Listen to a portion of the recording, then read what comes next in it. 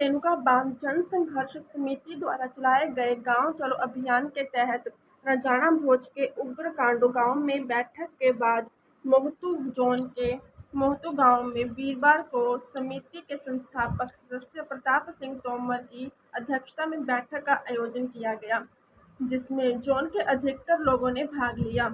बैठक में विस्थापितों से जुड़ी विभिन्न समस्याओं पर विचार विमर्श करते हुए समिति के अध्यक्ष जोगेंद्र कपिला ने बांध प्रबंधन की ढुलमुल नीति की निंदा करते हुए कहा कि दंदाहू में बांध प्रबंधन का कार्यालय खुलने के 17 वर्षों के उपरांत भी विस्थापितों की किसी भी समस्या का समाधान नहीं किया गया। विस्थापितों को मात्र कोरे आश्वासन दिए जा रहे हैं, जिस कारण विस्थापितों का बांध प्रबंधन से विश्वास उठता जा रहा है तथा बांध प्रबंधन के खिलाफ भारी रोष व्याप्त है। बांध बनने के उपरांत संगड़ाह रेणुका जी मार्ग की दूरी 12 से 15 किलोमीटर तक बढ़ जाएगी, जिसको लेकर संघर्ष समिति द्वारा शुरुआती दौर से ही मांग की जा रही है कि मोहतू एवं चम्याणा गांवों के बीच एक पुल का निर्माण किया जाए। इसके बनने के उपरांत सड़क की दूरी यहाँ पर मौजूदा समय से 4 किलोमीटर के करीब कम हो जाएगी। वहीं पर चुनाव क्षेत्र के लोगों के लिए गिरी व गिरी पार क्षेत्र आने जाने में भारी लाभ होगा। बांध प्रबंधन द्वारा संघर्ष समिति की मांग पर बेचाराधीन पुल निर्माण का सर्वे कई बार किया गया, लेकिन अब यह कार्य ठंडावस्ती में पड़ा है, जिस पर संघर्ष समिति में भारी रोशनी प्राप्त है।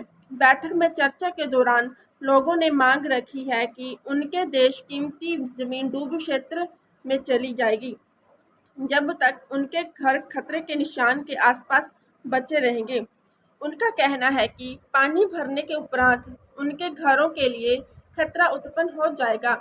लोगों ने बंद प्रबंधन से मांग की है कि करते हुए कहा है कि या तो उनके मकान भी अधिग्रहित कर लिए जाएं या फिर उनकी सुरक्षा की जिम्मेदारी बांध प्रबंधन द्वारा ली जाए। आज ग्राम मोहतू में रेणुका बांध संघर्ष समिति की तरफ से आज बैठक की गई है और आज हमने विभिन्न विषय पर चर्चा की है। ग्राम मोहतू की जो मुख्य मांगे है, जो रेणुका बांध अभी तक किसी भी मांग को अभी तक सिरे नहीं चढ़ाया।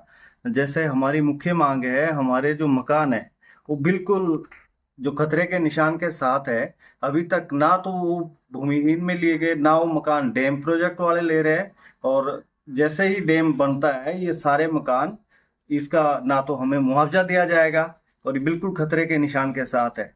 और बहुत सारी ऐसी मांगे हैं हमारी जिसके ऊपर अभी तक डैम प्रबंधन की तरफ से कोई भी निष्कर्ष नहीं लिया गया, कुछ भी नहीं लिया गया।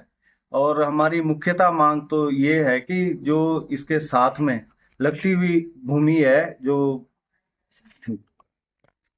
रेणुका बांध संघर्ष समिति की तरफ से एक मांग रखी गई थी कि यहाँ मोतू से चमेड़ा के लिए पुल बनना था, जो कि काफी समय से इसकी मांग करते रहे लोग। अभी तक अगर ये मांग नहीं पूरी हुई तो इससे कि हमारा आपसी जो दूरी थी, यहाँ के जो लोगों का आना जाना रहता है, ये काफी दूर हो जाएगा और इस पुल से हमारे को काफी दूरी कम हो जाएगी। और इस पुल के बनने से जो पूरे क्षेत्र के लिए जो फायदा होगा, जो इसके लिए बहुत सारा एरिया, जितना भी हमारा क्षेत्र ऊपर शिमला तक आता है, तो ये सारा इसके लिए बहुत फायदेमंद रहेगा।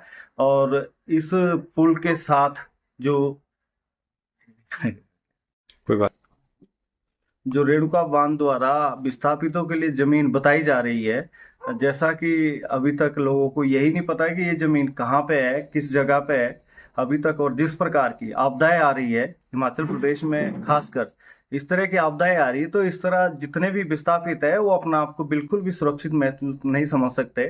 कि जिस तरह के इस वक्त का माहौल है कि कहीं बादल फट रहे हैं, कहीं फ्लड आ रहे हैं, तो अभी तक हमारा जो जमीन है, जमीनों का अभी तक कोई पता ही नहीं है कि किसको जमीन मिलनी है, ना कार्ड बने हैं, कौन प्रभावित परिवार है, कौन विस्थापित परिवार है।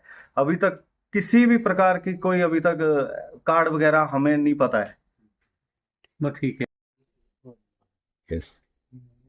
आज दिनांक 1 अगस्त 2024 को ग्राम मोतू में विस्थापितों की बैठक की गई, जिसमें विस्थापितों की लंबित मांगों के बारे में चर्चा हुई। अभी तक HPPCL ने विस्थापितों को किसी भी मांग को पूरा नहीं किया है।